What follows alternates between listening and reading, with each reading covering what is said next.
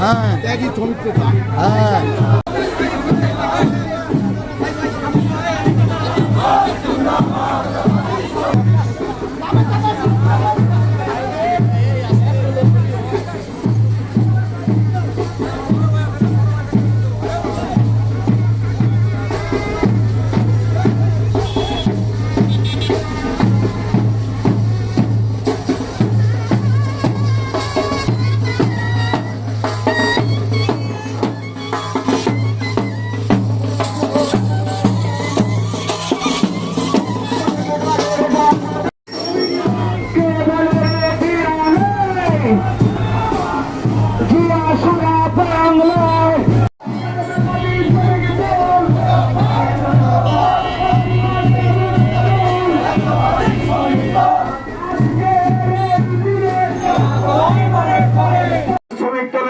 নানানবিধ সমস্যার সমাধান করে শ্রমিকদের ঐক্যবদ্ধ রাখার জন্য তিনি দীর্ঘদিন নেতৃত্ব দিয়েছেন। সংগ্রামী সাথী বন্ধুগণ, সর্বশেষে আজকে এই দেশের গণতন্ত্র পুনরুদ্ধারের জন্য, এই দেশের রাষ্ট্র পরিবর্তনের জন্য, এই দেশের শ্রমিক শ্রেণী মেহনতি মানুষের ভাগ্যের পরিবর্তনের জন্য আমাদের তারুণ্যের অহংকার তারেক রহমান সেই সুদূর লন্ডনে বসে তিনি তার সুযোগ্য নেতৃত্বের মধ্যে দিয়ে সর্বশেষ জুলাই আগস্টের ছাত্র জনতার বিপ্লবের মধ্যে এই দেশের দ্বিতীয় স্বাধীনতা এবং গণতন্ত্রের সূচনা সৃষ্টি করেন।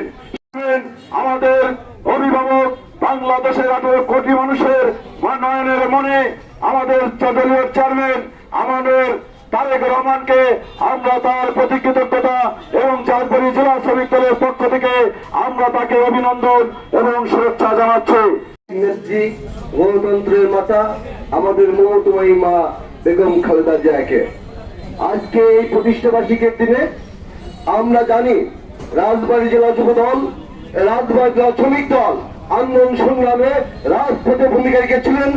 আমরা দেখেছি নির্বাচন হোক যে কোনো আন্দোলন সংগ্রাম দলের দুঃসময় রাজবাড়ী জেলা শ্রমিক দল আমাদের পাশে ছিলেন, রাজবাড়ী মানুষের পাশে ছিলেন। আজকের এই দিনে প্রতিষ্ঠা করেছিলেন বন্ধুরা আমার।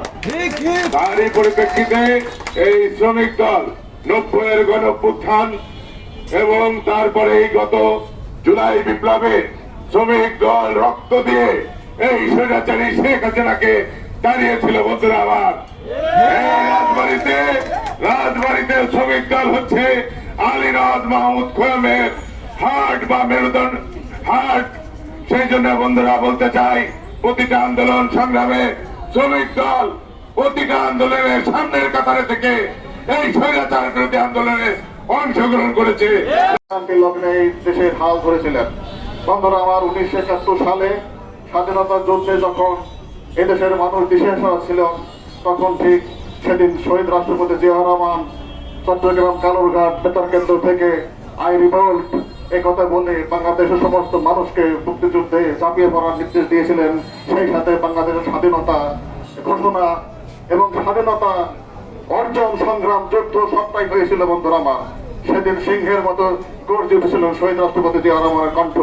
ঠিক তেমনি গর্জে উঠেছিলেন 1975 সালে 15 আগস্টের পরে এদেশে যখন সরকার ছিল না, দেশের মানুষ যখন দেশের ছিল, কোনো রাজনীতি ছিল না, এক থমথম অবস্থা ছিল।